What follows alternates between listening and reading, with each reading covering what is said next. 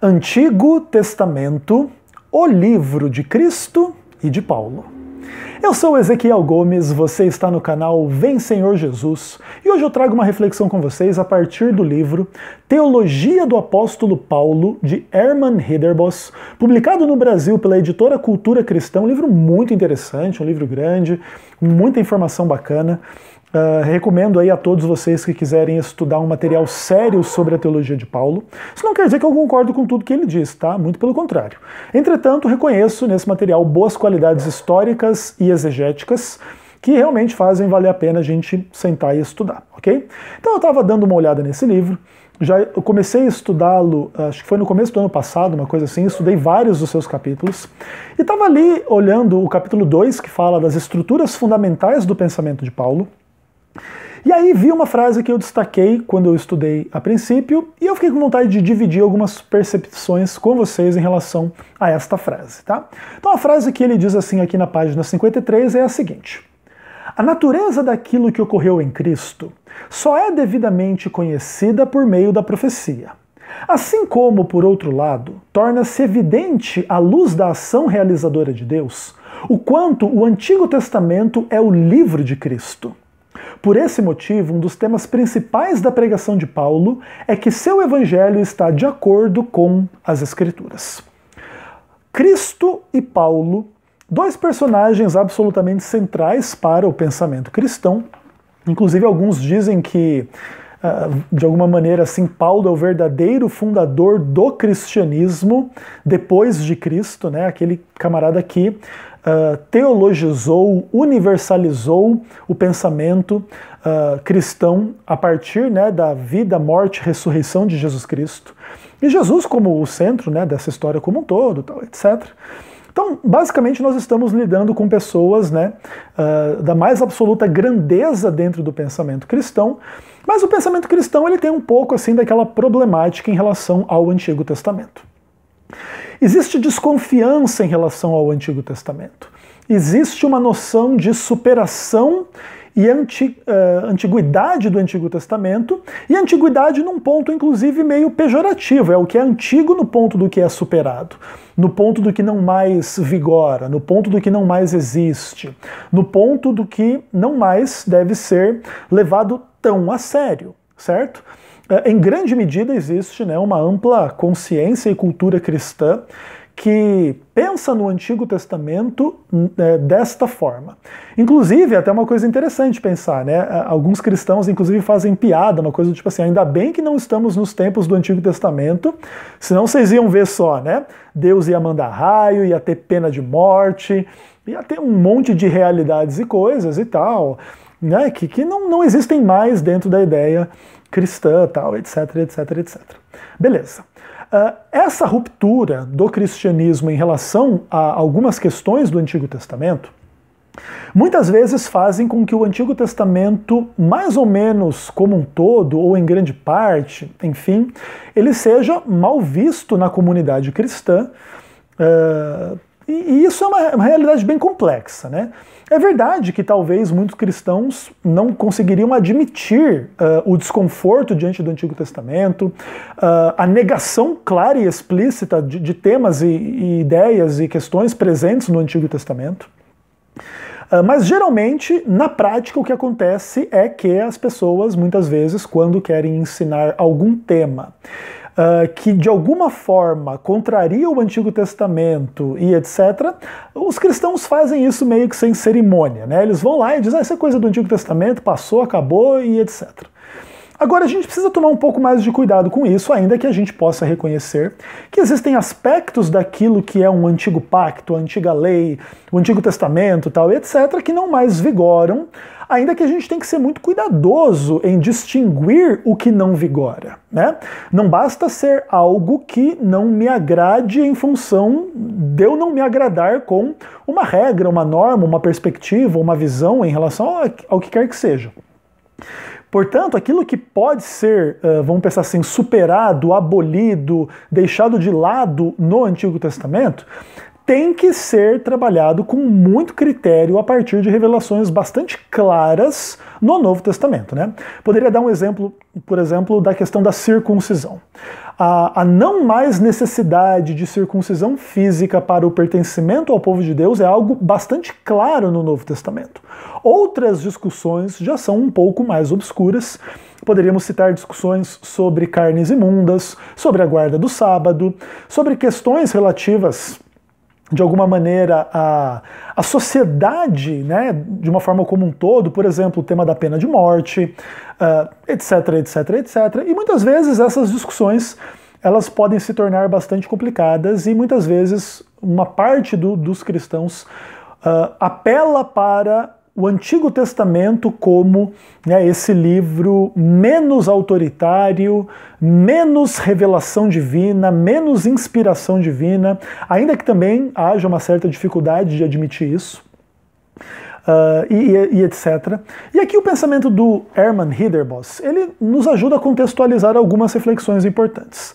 Primeiro de tudo que ele diz que a gente só pode entender a história de Cristo devidamente se a gente conhece as profecias, entende Deus como aquele que cumpre a profecia, e aí a gente pode entender o Antigo Testamento como o livro de Cristo.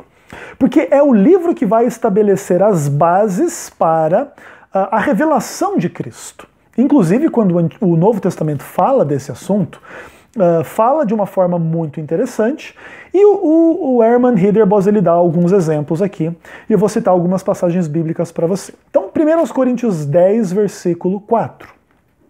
Ali Paulo está falando, né, da antiga igreja, lá dos tempos do deserto, do Antigo Testamento, etc, etc, etc. E aí diz assim, que aquelas pessoas, verso 4, beberam da mesma fonte espiritual, porque bebiam de uma pedra espiritual que os seguia, e a pedra era Cristo. Então Paulo está falando do exemplo daquelas pessoas que foram tiradas lá do Egito no livro do Êxodo e elas passaram pelo meio do mar e aquilo simboliza de alguma forma o batismo que as pessoas receberam e aquelas pessoas receberam o maná e comeram do manjar espiritual e etc. E aí ele fala da bebida e beberam da fonte espiritual, um pouco numa certa alusão em relação à água da rocha, né, que foi tirada tantas vezes no contexto milagroso ali do Antigo Testamento, tal e etc. E Paulo faz uma aplicação interessante. Sabe aquela rocha que dava água e etc? É porque eles bebiam de uma pedra espiritual. E essa pedra os seguia. E essa pedra tinha identidade. E essa pedra era Cristo. Ao fazer isso, Paulo coloca Cristo naquela que provavelmente é a história mais fundamental, no sentido exato da palavra, do Novo Testamento. Aquela história que funda a experiência do povo do Antigo Testamento, né? A história desse povo não é exatamente fundada no livro de Gênesis, vamos pensar assim. Apesar, naturalmente, da história começar em Gênesis. Mas toda a comunidade do povo de Deus, como o povo de Israel, o povo da aliança e etc., que vai contextualizar depois o surgimento da igreja, surge ali naquele contexto do livro do Êxodo. E Paulo coloca Cristo lá como aquele que, de alguma maneira, envolve as circunstâncias, né, do livro do Êxodo. Então é Cristo que deu esta experiência para eles, porque os seguia, porque estava ao seu redor, porque dava de beber para eles, né, como a fonte de si mesmo, tal, etc. Jesus como a fonte, né, desta experiência como um todo, dos milagres, etc, etc, etc. Então você vê que, então, se a gente vai estudar todo o Antigo Testamento, você percebe inúmeras alusões ao livro do Êxodo constantemente, né? Ao Deus que tirou o seu povo do Egito. Isso é celebrado nos Salmos, isso é sempre lembrado nos livros históricos e etc. E Paulo coloca Cristo no centro daquela experiência, né? Que é aí basicamente o fundamento do Antigo Testamento. Outro texto interessante, 2 Coríntios 3, versículo 14. Aqui Paulo fala uma coisa bacana também. Ele diz o seguinte: os sentidos deles, dos judeus, se embotaram, pois até o dia de hoje, quando fazem a leitura da antiga aliança, o mesmo véu permanece, não lhe sendo revelado que em Cristo é removido. Esse texto ele é extremamente interessante, polêmico, inclusive, no contexto aí da relação entre o Antigo e o Novo Testamento. Tá? Inclusive, aparentemente há uma apreciação negativa, né, do antigo pacto, da morte, das tábuas da lei, um monte de coisa assim. Mas essas não são as discussões que eu vou fazer aqui nesse momento. Mas uma coisa interessante aqui é que, primeiro de tudo, que agora aquela experiência toda na qual Cristo estava no centro, agora ela se materializa como uma antiga aliança escrita. Né? E agora existem pessoas lendo esta antiga aliança. Então o que acontece? Existem pessoas que não estão conseguindo compreender algumas coisas relativas a esta aliança. E estão presos a algumas questões do Antigo Testamento, e aqui Paulo, de alguma maneira, critica certo entendimento em relação ao Antigo Testamento, ao judaísmo e coisas desse tipo. Mas uma coisa interessante que é a implicação do texto aqui é que em Cristo a compreensão daquela antiga aliança agora ela é mais perfeita, mais plena, porque qualquer tipo de véu que pudesse obscurecer a compreensão em Cristo é removido. Então o que implica dizer que a experiência cristã não nos coloca em antagonismo com a antiga aliança no sentido absoluto, mas nos permite compreendê-la. E isso é bastante importante. Então não há uma relação de inimizade do cristão em relação ao Antigo Testamento. Mas há, ou se não há, deve haver uma relação de compreensão com o Antigo Testamento. O Antigo Testamento não é uma série de alegorias para serem usadas de forma cristianizada. Não é exatamente esse o ponto. É verdade que o Antigo Testamento, ele, de alguma maneira, reflete ordens sociais, políticas, econômicas, familiares, cultuais do povo de Israel, que não mais se materializam ou devem, inclusive, não mais devem se materializar numa sociedade cristã. Tudo bem, não há problema com isso. Entretanto, esta conclusão não é uma conclusão de quem rejeita o Antigo Testamento, mas de quem compreende o Antigo Testamento. E acima de tudo, porque em Cristo estas coisas podem ser compreendidas, né? Inúmeras realidades em relação, por exemplo, ao culto do Antigo Testamento, enfim, a você degolar o cordeiro perfeito para derramar sangue para expiação de pecados, etc, etc, etc. Toda essa estrutura prática, né, que existia dentro do culto do Antigo Testamento, agora não mais existe, porque as verdadeiras, vamos pensar assim, intenções divinas por detrás de tudo isso se tornaram claras em Cristo, e Cristo é o cordeiro. Então, nesse ponto, pode haver uma ruptura, mas a ruptura não é porque o Antigo Testamento é uma bobagem que foi abolida e graças a Deus foi abolida, mas porque agora a gente entende para que ele apontava. E a partir desse entendimento a gente aprende, e a partir desse aprendizado já não faz mais sentido você simplesmente repetir uma cerimônia, uma ordenança que vai apontar para uma coisa que já está apontada, que vai esclarecer uma coisa que já está clara. Então agora isso perde o sentido, perde a presença no meio da aliança cristã, mas isso não cria inimizade com o Antigo Testamento, isso cria unicamente entendimento. E esse entendimento está em Cristo. Então quem está em Cristo tem que entender o Antigo Testamento. Né? Claro que, obviamente, dentro da comunidade cristã, existem entendimentos diferentes a respeito do Antigo Testamento, como existem também opiniões diferentes a respeito do entendimento do Novo Testamento, inclusive. Tá? Então as diferenças de opinião, elas existem e vão continuar a existir. Seja como for, ao cristão pertence a promessa de entender o Antigo Testamento, porque é o livro de Cristo por excelência. Cristo está no seu centro no livro do Êxodo. Cristo nos capacita a entender aquilo que o Antigo Testamento ensina. E a última passagem que ele usa aqui é Gálatas 3, verso 16, onde ele fala assim: ora, as promessas foram feitas a Abraão e ao seu descendente. Não diz aos descendentes, como se falando de muitos, porém como de um só, e o teu descendente é Cristo. E aqui Paulo cita a história de Abraão, as promessas feitas a Abraão e coloca Cristo no centro dessa promessa. O alvo dessa promessa é o descendente, né? Isso é muito interessante. Então não estamos falando de Isaac, né? Não estamos falando de Jacó, não estamos falando simplesmente dos israelitas, estamos falando de Cristo. Isso desde a promessa fundamental, inclusive da própria constituição da existência do povo de Israel, inclusive historicamente anterior ao Êxodo. Isso é muito importante. Então Cristo está no centro de tudo, Cristo está no foco de tudo, e por isso o Antigo Testamento é o livro de Cristo. Inclusive quando Cristo prega, em grande medida prega baseado no Antigo Testamento, né? A lei e os profetas. E praticamente, Cristo não se afasta da lei e dos profetas em nenhum momento. Ainda que, em alguns contextos retóricos e sociais, Cristo pareça suscitar polêmicas em relação ao Antigo Testamento. Então, por exemplo, ouvistes o que foi dito aos antigos, eu, porém, vos digo.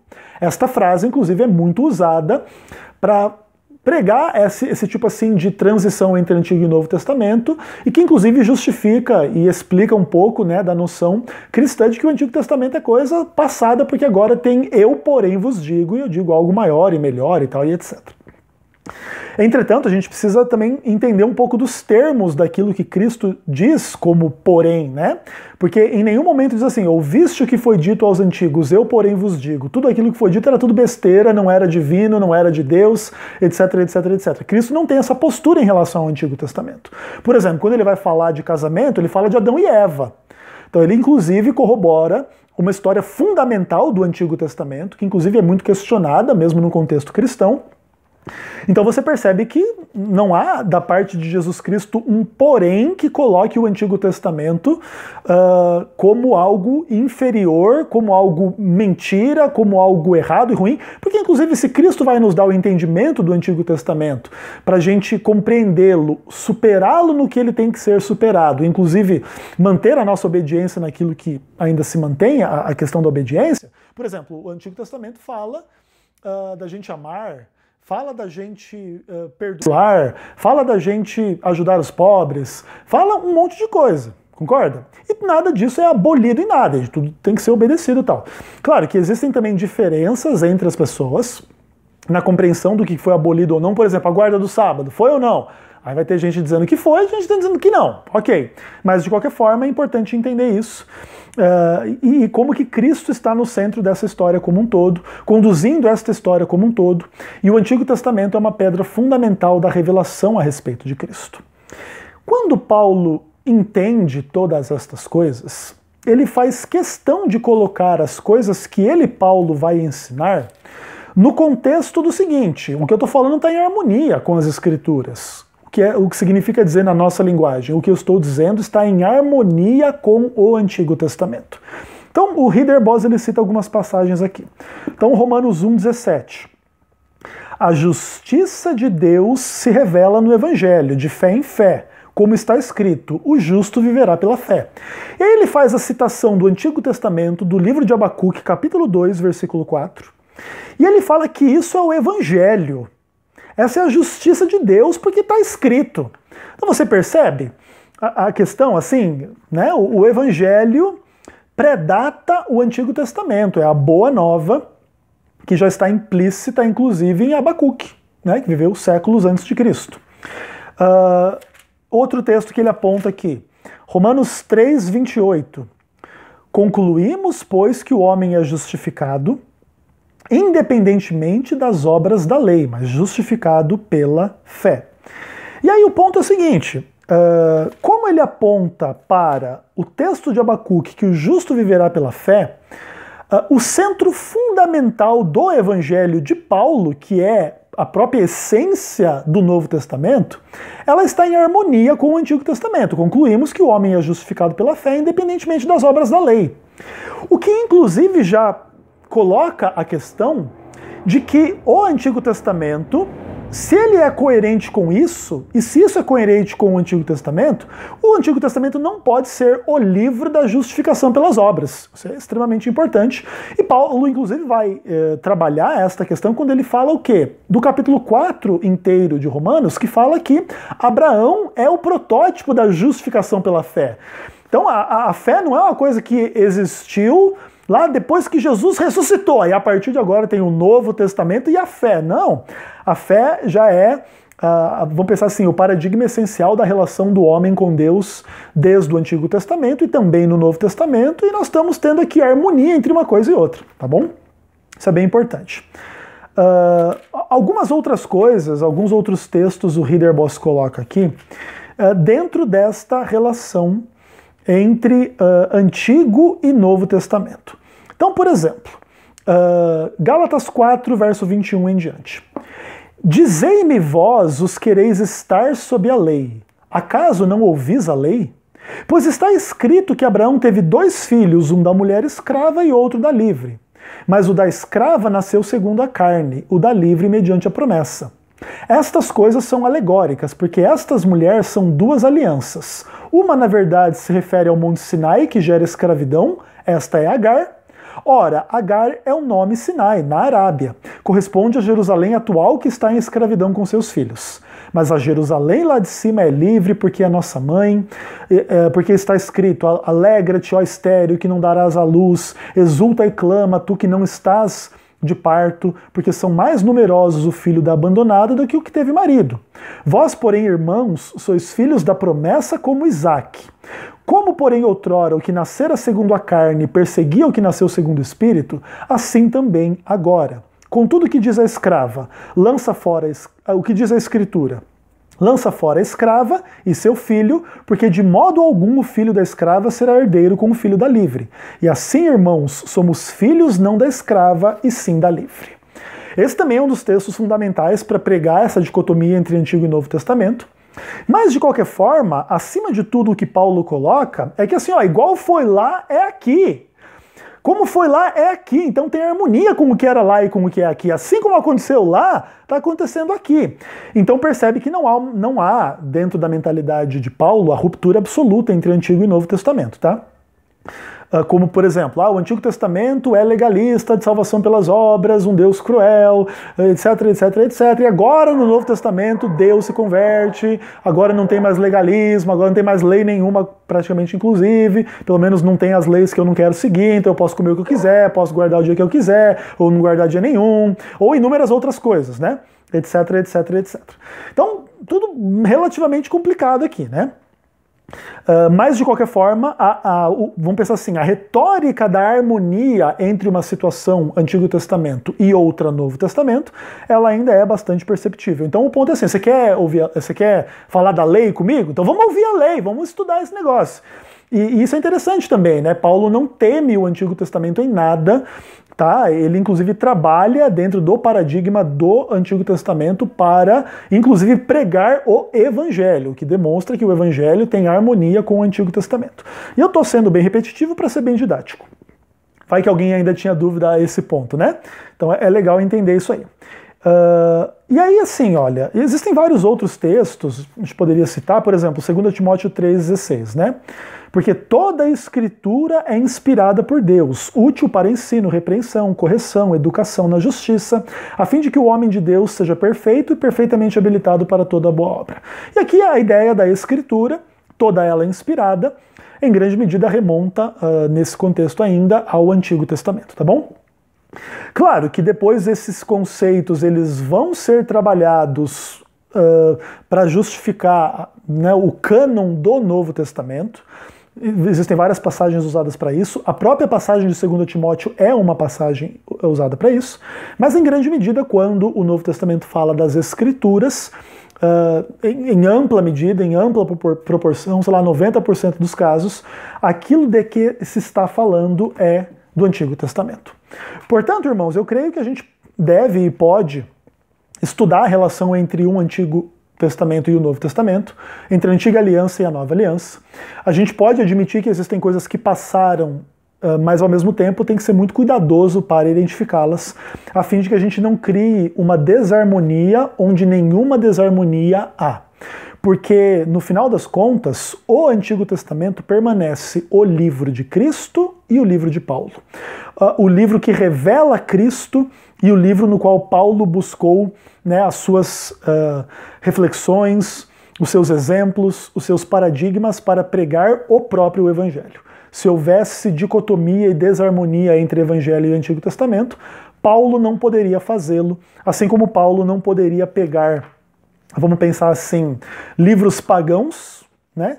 Por exemplo, ateístas, filosóficos, científicos, com paradigmas espirituais e doutrinários e teóricos absolutamente equivocados à luz da revelação do Antigo Testamento, para construir o Evangelho com base nessas coisas, né?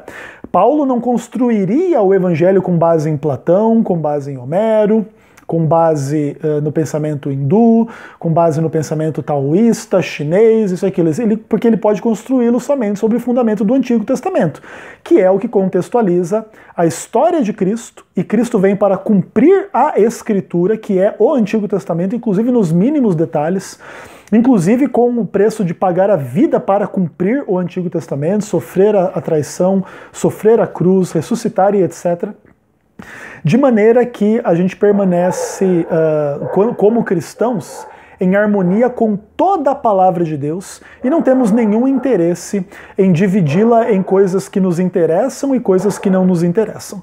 É claro, existe uma complexidade interna na revelação bíblica, existem coisas, inclusive no Novo Testamento, que não mais se aplicam a nós, pelo menos assim nós pensamos, e etc. Não seria diferente em relação ao Antigo Testamento, ainda que essas discussões possam e devam ser feitas com todo cuidado. Um abraço a todos.